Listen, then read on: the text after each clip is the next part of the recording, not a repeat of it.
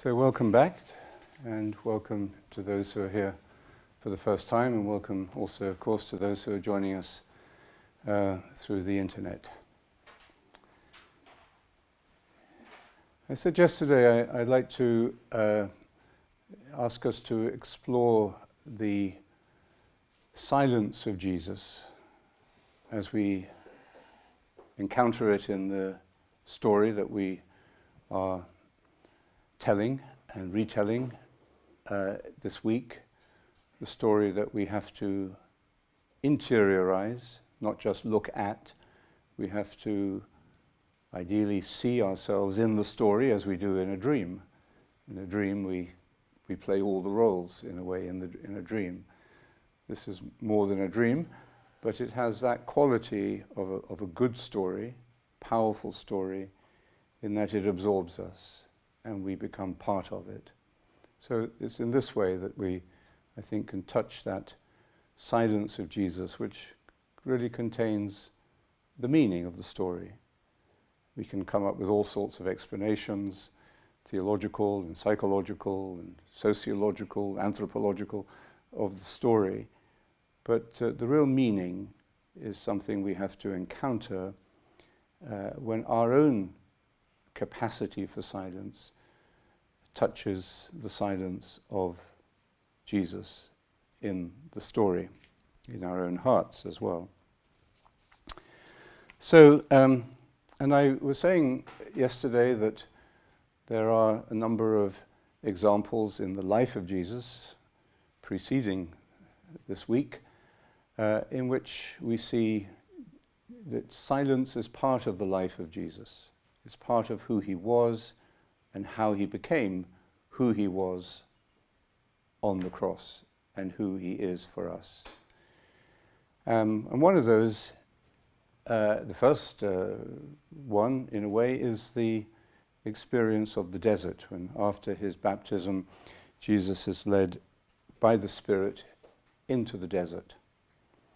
And as it's from the Christian desert, from the desert tradition, the monks and mothers, abbas and ammas of the Christian desert, of the Egyptian desert in the 3rd, 4th centuries, it's from that tradition that we have our way of meditation. It's particularly interesting for us, I think, to reflect on the meaning of the desert. And we should also keep in mind as we do so the fact that Christianity was a faith that was born, of course, in the Middle East and grew there and was the strongest part of the church for centuries. And Christians of this remote, barbaric part of the world were regarded as sort of second players, really, and the strong heart of Christianity was there in the Middle East. And we should remember that as we also mourn those people who were killed recently in that terrible attack on the Coptic, the earliest form of Christian church, in a way, in Egypt.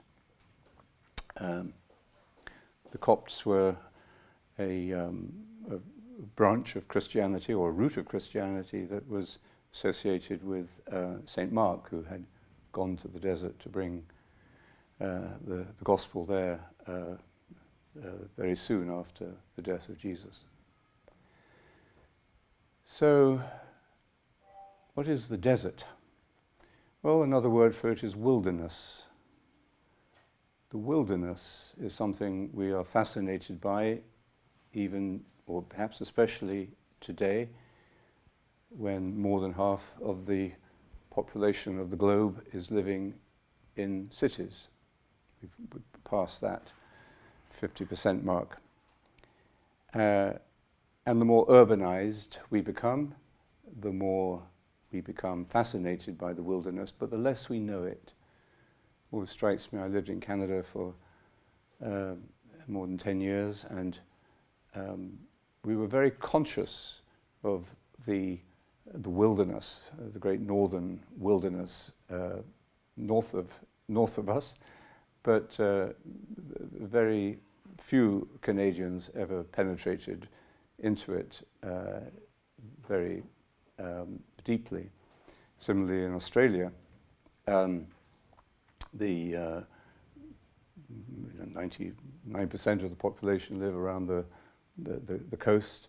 They're all very conscious of the great interior. We write beautiful things about it and speak about it a lot, but very few have really gone into the bush or into the great emptiness at the center. And our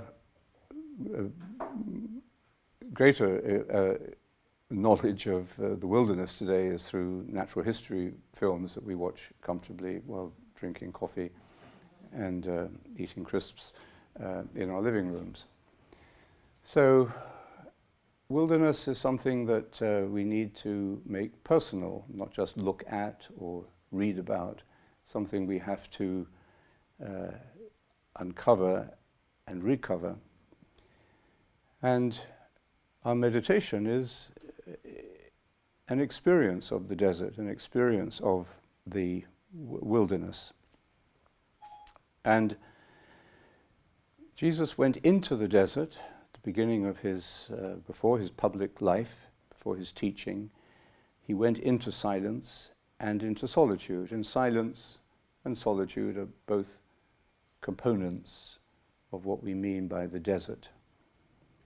And meditation leads us into this dual experience, or two aspects of the experience of the wilderness, both of becoming silent, of entering into silence, and also of being solitary, which is not quite the same as being alone. Being solitary is, we'll look at that later, but solitude isn't just about being on your own.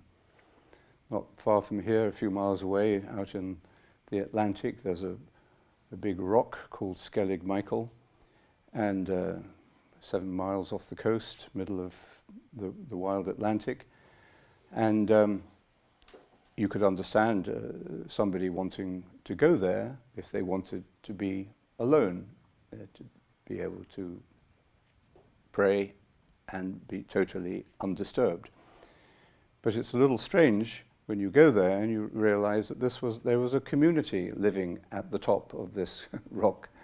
So they went all the way out there with however many are, we don't know actually how they lived or how many of them were there, but they went out there in community to be alone together.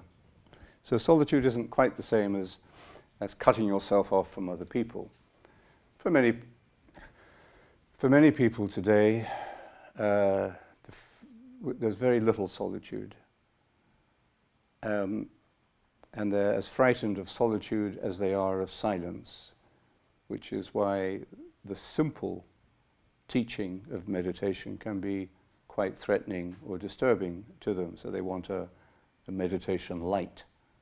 You know, they just like a little bit of relaxation rather than... Well, the monks of the desert didn't go into the desert just to relax. They went there to be transformed and to find something wonderful. They didn't go there to punish themselves. It would be very perverse to think that they were punishing themselves. They were excited, just as the man in the parable who found the treasure buried in the field went and sold everything he had for sheer joy. It was the joy of this discovery, or the beginning of this discovery, that led them then into silence and solitude. So let's just reflect a little bit upon this meaning of the wilderness, of solitude, of silence. First of all, for ourselves today, because again, we can read about it, think about it, just as we can watch movies about the wilderness and wildlife and natural history, you know, beautifully made. Sometimes today, often rather fake, you know, they sort of make it slightly fictional so that it attracts us more. But we have to begin to experience it, not just to look at it or talk about it. And one way we really block this is by living in a digital age. Wonderful thing about the digital age, the ability to communicate. Communities can be formed and nourished much more easily and quickly today with the help of the digital technology. But when you walk down any street in any city in the world, and you see that half of the people, or the people sitting on a train, or in an airport, or in a coffee shop, or in a restaurant, are on the phone. And what does that suggest? They are never alone. Because there is this constant, compulsive need to talk, to be in touch, to wait for the redemptive message or the redemptive text, which is, something nice is going to happen. Somebody said to me the other day that they woke up every morning wondering, was something good happening in the world that they could be part of? So it's this constant projection away from oneself and into the future. And the phone, which seems like a very intimate thing, and we sort of hang on to our phone and we go through major DTs if the phone is taken away from us, and major withdrawal symptoms if we lose the phone. But the phone is not really a very intimate part of our life. It's a very, it depends how you use it. But if we're addicted to it in this way, it very easily becomes a total distraction and embeds us in total distraction. And that's why parents and teachers are often so concerned for the mental health and the emotional health of their students, because this addiction now happens so quickly and so compulsively. I was talking to a young father the other day who said that when he sees his 10-year-old daughters getting so addicted to it that, at the dining room table, he absolutely won't let them use it at the dining at meals. But at other times, when the family is supposed to be chatting and hanging out together, they will prefer to be texting or checking their phones. And so every so often he just brings the guillotine down and takes them away from his daughters. And then he says, for 2 days, they are hell to live with. And they are really pining for this constant distraction, this constant feeling of being connected and so on. And then it passes after a couple of days, he said, and then they become happy. The life of the community, of the family, begins to return. So, I think if we're talking about wilderness or desert, we have to bring this home to ourselves and see how much we all are, monks in monasteries or people raising young families or whatever our lifestyle. If we're living in a digital world, as we all are to some degree, our experience of silence and solitude can be really compromised. And we just don't know actually what it means, what it feels like. We read about it, but we don't know it for ourselves. John Mayne's great phrase about meditation was always, it's an experience that you enter into or become part of. It's not about experiencing the experience. It's not about watching it, looking at it, observing it. It's about entering into it, becoming it. And he said this has to be something that we discover in our own experience, not secondhand. Now, this is perhaps what drove the Celtic monks out to Skellig Michael, who felt very close sympathy with the monks of the desert, and there were clearly contacts between those Egyptian monks, this is back in the 4th, 5th centuries, and the Irish monks here on the south coast of Ireland. So, what about the desert monks then? What do they understand by silence, and how do they enter into it? What was the desert for them, the desert that Jesus entered into? The desert too that we can see symbolized in the cross and in the silence of the cross. Well, first of all, it was about self-control. The silence of the desert for them was found and developed through the control of speech. This is described in the letter of James, where he speaks about the tongue as like the rudder of a ship. It's a very small thing, but it makes a big difference to the direction in which you're going. So he says, if you can't control the rudder of the boat, then you've lost your direction. So, and this, he wasn't writing here for monks, he was writing for the very early Christians living in Jerusalem, probably. So the desert monks took this a little bit more further and developed a more systematic teaching on silence, but it begins with this need to control idle talk. And that includes not just chatting about the weather. That's how we start idle talk. You know, you crack open a conversation by talking about something non-controversial, and you sort of get going. There's a big difference between England and Ireland. In Ireland, you just, when I get off the plane, in Ireland, it's like jumping straight into a stream of conversation that is flowing continuously and freely. In England, it's like a little dribble that you have to really get going, open up a little bit more. But the monks were not opposed to speaking or having a good conversation. Of course, we wouldn't know about them if they didn't speak to each other.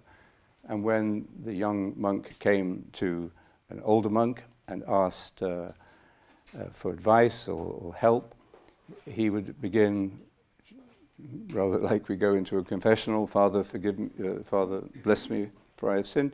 Their opening remark would be, Father, give me a word. So a very direct opening to a conversation. They don't have to talk about the weather or the news or their health, but they talk about what they need to talk about. I need a word. Okay, I've just walked 10 miles across the desert. I've walked over from the village to the Heritage Centre.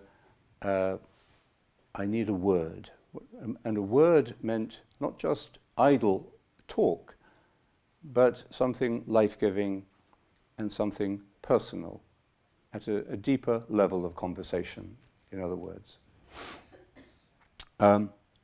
So idle words were regarded as really dangerous, and it included things like being judgmental about other people. It included slander, making negative remarks, whether they were true or not, about other people. In a way, it doesn't matter. I mean, obviously, it's worse if the negative things you're saying about somebody are not true and you're just exaggerating them in order to make it more interesting and more juicy. But in one sense, it's as destructive to silence as just gratuitously describing somebody's faults or failings.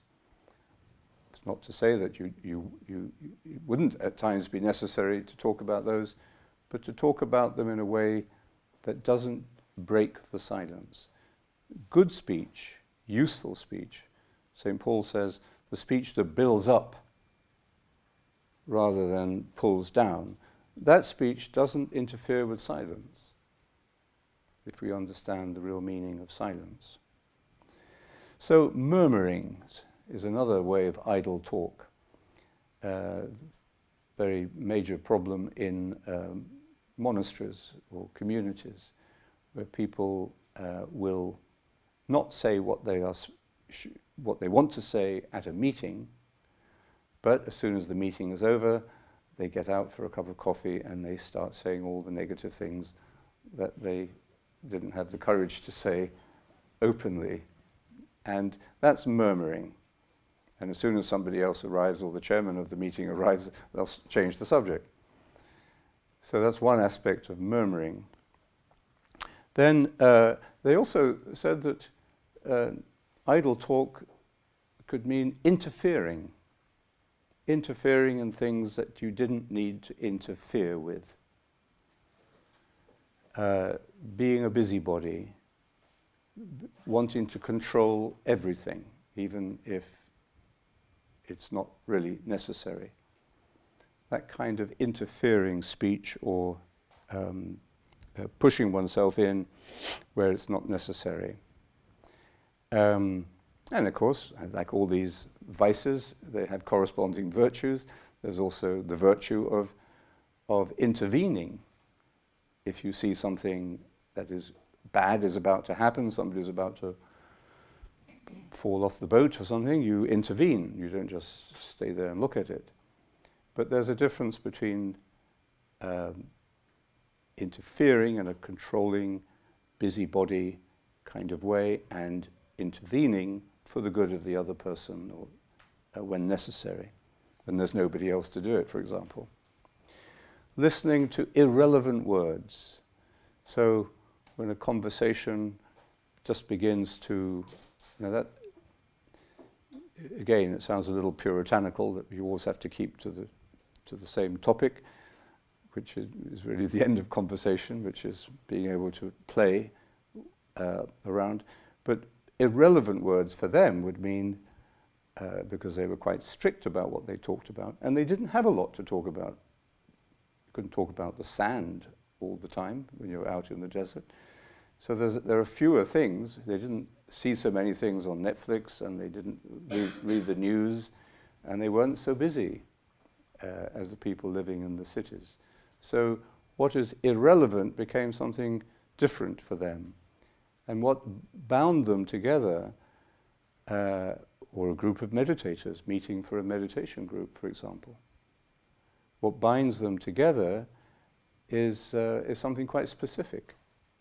So when we have a meditation group, we don't encourage irrelevant conversations. If people start talking about politics or gossip, it takes you away from what you're supposed to be doing, and everybody would feel that. And maybe the facilitator of the group, if there's somebody there who's constantly starting idle talk, that group leader might need to say to that person, let's shut up, and we can talk about those things at the social time after the group. So, but being able to see the difference between what is relevant and what is irrelevant, that's also part of the discipline of silence. And gossip, as I said.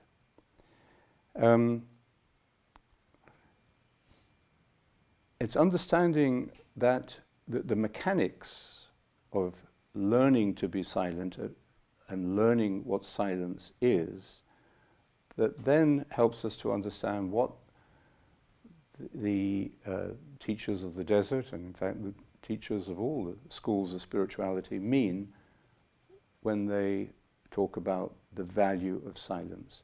And therefore it will help us to understand what we're doing when we say the mantra, why we are laying aside our thoughts.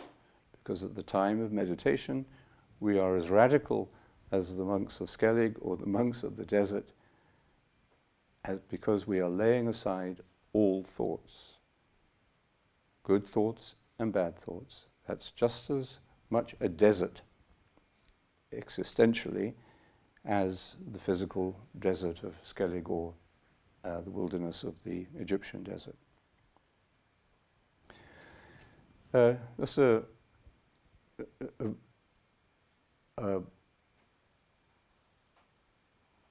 example of this in contemporary life. There was a episode of a series I saw recently called The Crown, about the life of the Queen. A bit gossipy, but very, very well acted, and quite moving, as you could see how the idea of duty and responsibility evolved in a very young and sheltered young woman, finding herself in a role that she, was beyond her at first. And there's a moment in it where she's talking to her mother, and the Queen is quite worked up about some issue in the news or public life, and she has to speak to the politicians every day or every week when she has her audience with the Prime Minister. And she's saying to her mother, I really feel very strongly about this, and I think I should say something about it and make a difference. I have an influence. And the Queen Mother said, no, you can't. That is not your role. And so the Queen, Elizabeth, is rather upset by this in a way, and she says, what do you mean? I'm supposed to do nothing? And the Queen Mother said, exactly.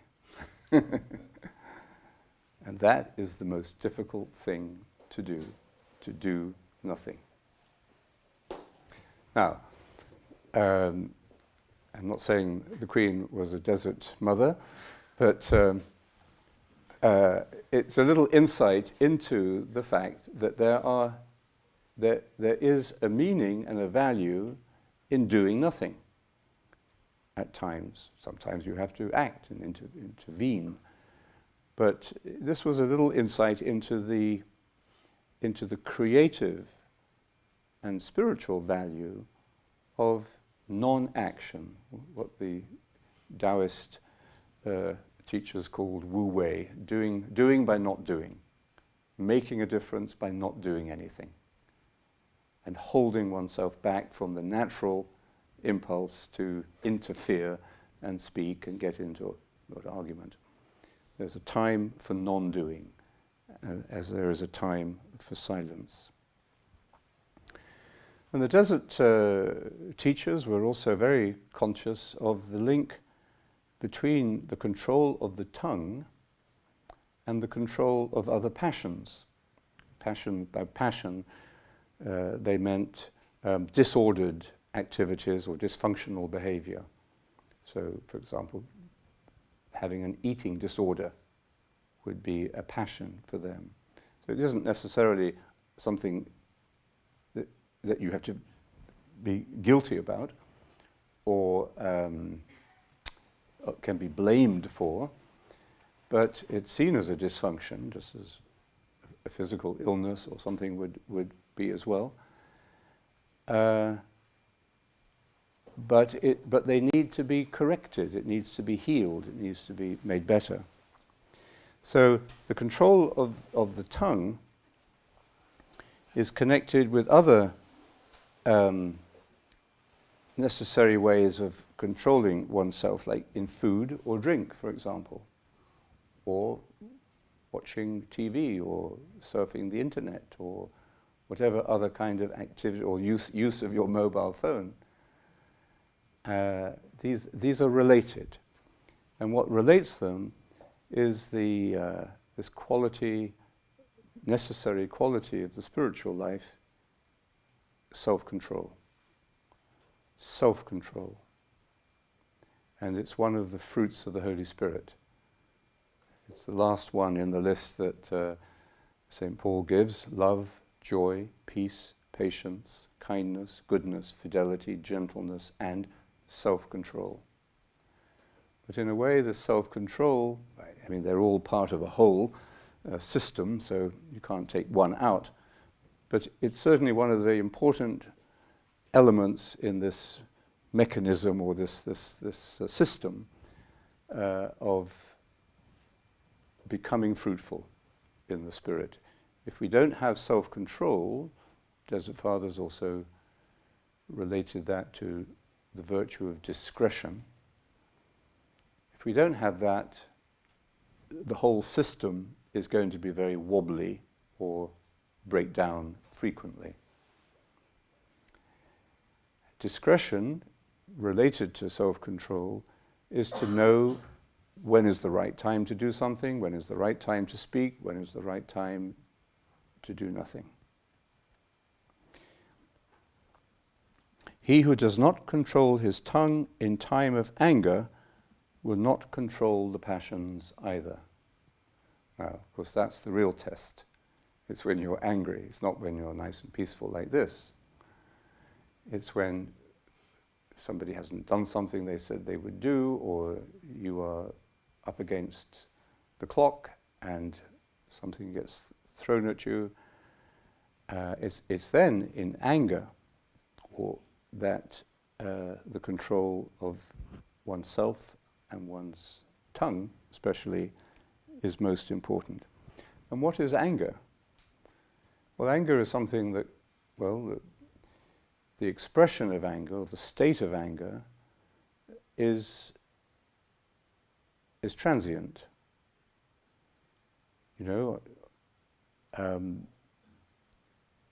It can be stirred up by circumstances or people you don't like, or by alcohol.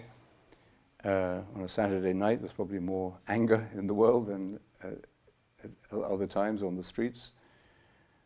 So anger is a mood or a state of mind of turmoil, of turbulence, of conflict within oneself that can suddenly arise. But we also know that, we can have anger, or we can see anger in other people, maybe less often in ourselves, which is buried. So it's still a force, but it doesn't manifest itself as a mood or in words or in action. So we sort of talk about passive-aggressive, or finding other ways of expressing the anger than actually coming out with it. So the desert teachers were very conscious of anger in both of these circumstances. So they were not talking about repressing anger. They understood that when anger flashes forth into behavior or into speech, then it's because it's coming from somewhere in yourself. There's a famous story about this, of a monk who was living in community and constantly irritated by his brethren, and they with him, presumably. And anyway, it was so miserable, he thought, this is a waste of time. I shouldn't be wasting my time here. I should be on my own. I'm not cut out for community. I should live in solitude. So he packs up and he goes off and lives for a few days in solitude. He has to go down to the river to collect his water. So one day he goes down with his jug, he collects the water, comes back, puts it on the table, and turns around and the jug falls off the table and spills all the water. So he says, okay, I'll go again. So he goes again, he does the same thing, and he does this several times, and each time getting more and more irritated, and eventually he snaps, and it's like when your computer dies on you, or you lose a document, or these are the equivalent things, and or you realize that you forgot to turn on the oven when you put the food in. So he snaps and he explodes. He picks up the jug and he smashes it on the ground, and he just wreaks havoc, physical havoc all around him. And then the mood passes, because he spends his anger. And then he realizes, where did this come from? This is not, I can't blame anybody else for this. It's in me. So wisely he consults somebody, one of the abbas, and then he goes back to the community. So perhaps strangely, as it may seem, he has to deal with his anger in community, even though this is going to be more uncomfortable. So self-control, an essential element of silence. It's also related in the, especially in the Irish monastic spirituality, to the idea of exile. The Irish monks often said, you can't be a monk in your own country. You have to go away. You have to break what for them were the most precious of bonds to family and land, and put yourself in exile. They didn't all do that, but it was something that they recognized as a valid option. And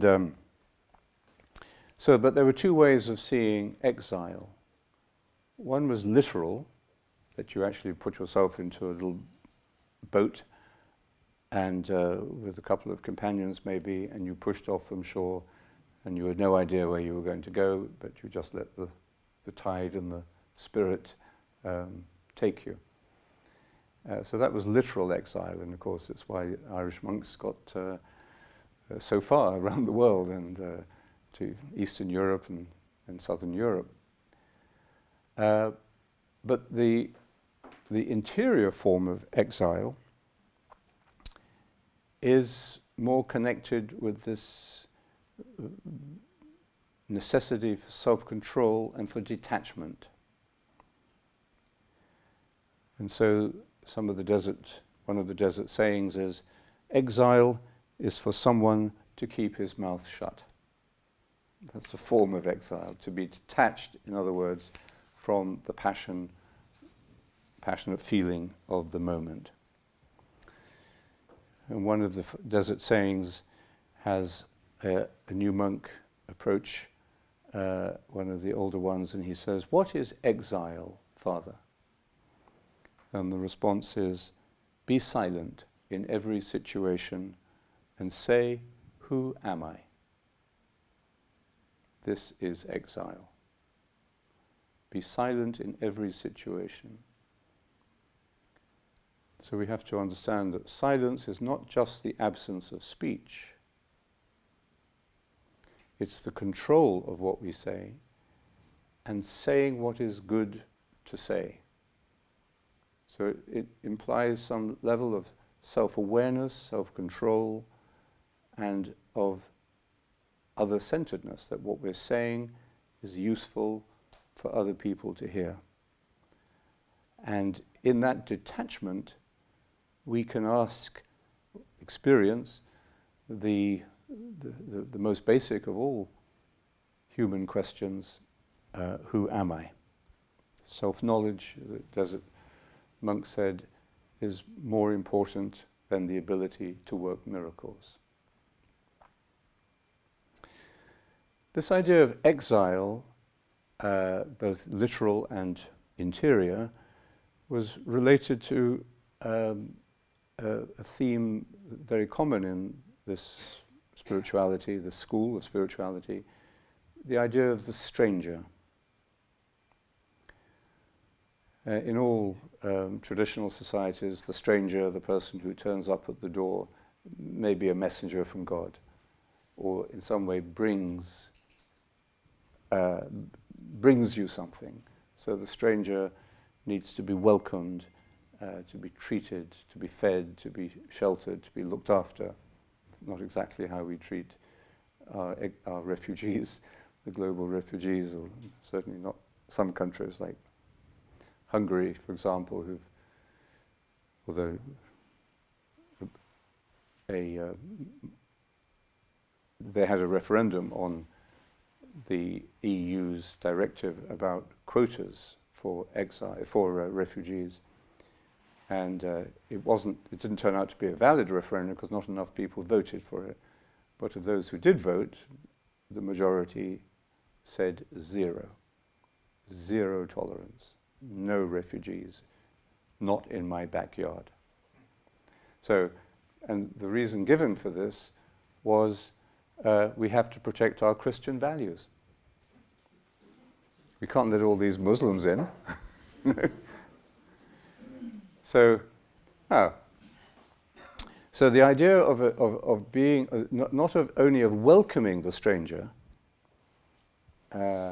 St. Benedict says the guest must, whatever time of the day or night they arrive, must always be welcomed as Christ himself. But being a stranger, understanding that you are a stranger in this world, have the mind of a stranger in the place where you live. The desert wisdom tells us. If you will have rest, if you want to have rest, which is a calmness of mind, equanimity, peace, quies, if you want to have peace, have the mind of a stranger in the place where you live. Well, that may be an illustration, I think, of what we mean by detachment. Detachment and that ability to control oneself. So when we begin to explore some of these concepts of the desert, of the wilderness, of silence, we see that what may seem antisocial at first, maybe even coming here to Bere Island for the retreat, or maybe even taking an hour off from your schedule to take part in this retreat through your computer, that what might seem like antisocial may not be as antisocial as we think. Concepts like exile or silence can be transformed when they are really experienced firsthand into something communal, that they enhance our relationships. They are actually socializing things. This is certainly how these monastic teachers understood it and described it. And it makes good psychology as well. The way we are interiorly, the relationship we have with ourselves, how we deal with our own conflicts, this is the deciding factor in how we relate to other people, how our families operate, how our communities or parishes or countries operate as well. So very often when our relationships have become dysfunctional, whether in a family or in a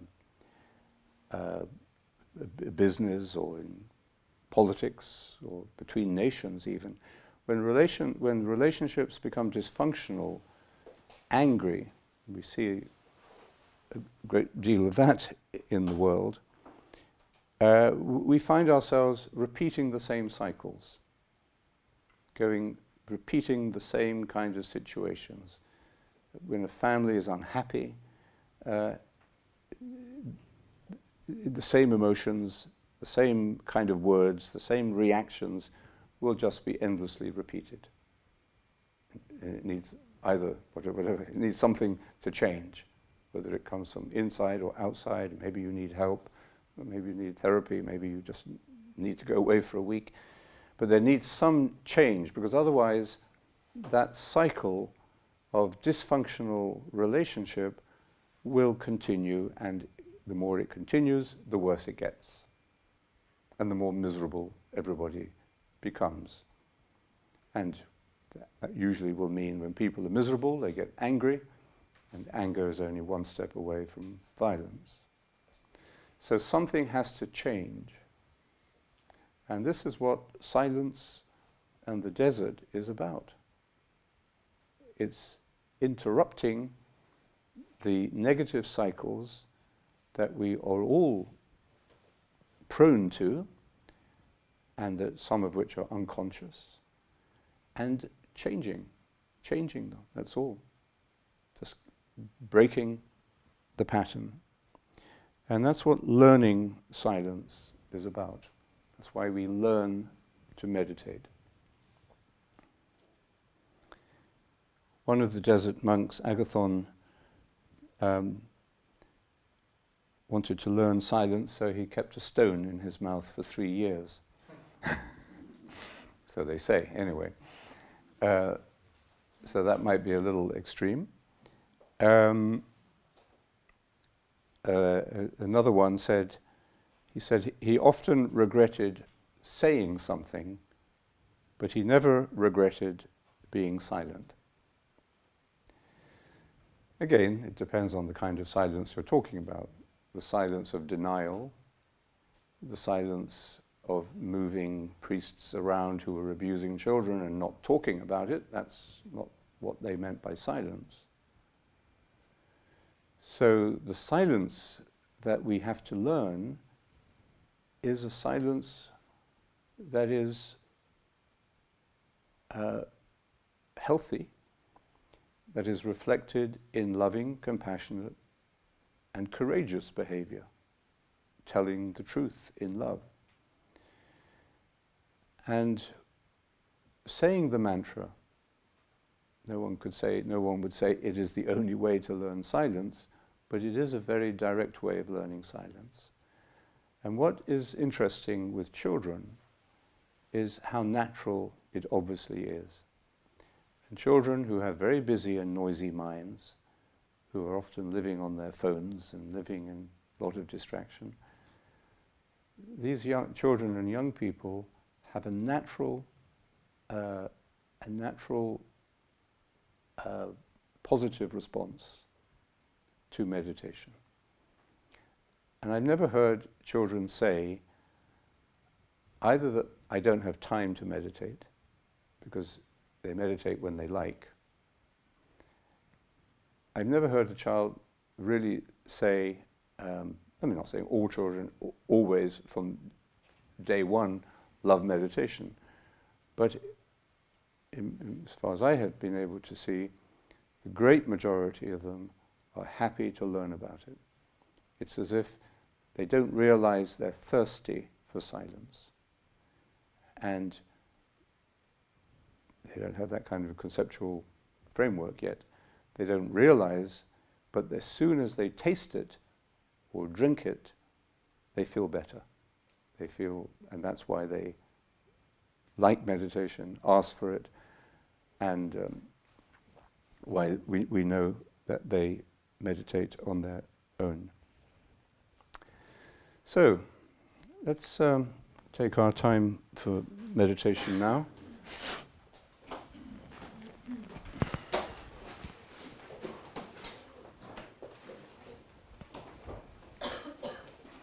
You could ask her to come in if she likes. Okay. Whoever's that. Come in. Want that table scooched over? No, it's okay.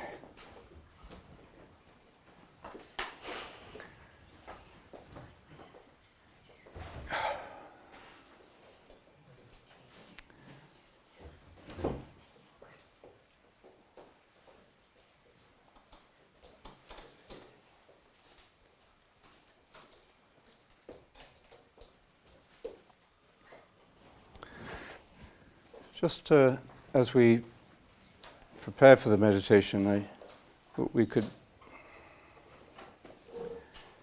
take just one of the 7 sayings of Jesus, the 7 last words of Jesus we could look at over the next few days, very briefly really, but on the cross there are 7 great sayings that Jesus spoke out of the silence. When we look at the cross, we see a great symbol of silence. It could be a very beautiful and joyful representation of the cross, where we see the meaning of it and the life that it presents. More often in the Western church anyway, our crucifixes tend to be rather emphasize the pain and the suffering. But anyway, in either case, they are images of silence, symbols of silence.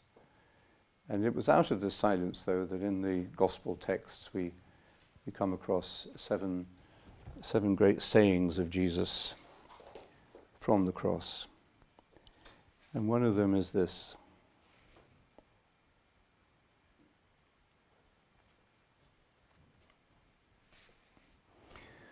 there were 2 others with him, criminals who were being led away to execution. And when they reached the place called the Skull, they crucified him there, and the criminals with him, one on his right and the other on his left. Jesus said, "Father, forgive them. They do not know what they are doing." Jesus said, "Father, forgive them. They do not know what they are doing." So, however, we can discuss what that might mean to us after the meditation. So for now, let's take a moment to sit again comfortably so that we can sit still, feet on the ground, or sitting either on a chair or on a cushion with your back straight, alert and relaxed. Relax the muscles of your face, your shoulders.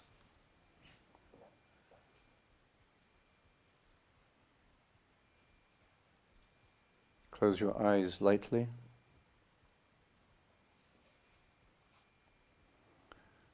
And then silently, in stillness of body and mind, begin to say your word, your mantra, which is what leads us into silence. The word I suggest is Maranatha. If you choose that word, say it as 4 syllables, Ma-ra-na-tha. Ma-ra-na-tha. Listen to it as a sound, give your attention to it. When thoughts, good or bad, trivial thoughts or other thoughts arise, just lay them aside. Don't repress them, don't fight them. Just lay them aside by returning to the word. Don't evaluate your meditation, just do it without judging yourself. Ma-ra-na-tha. Ma-ra-na-tha.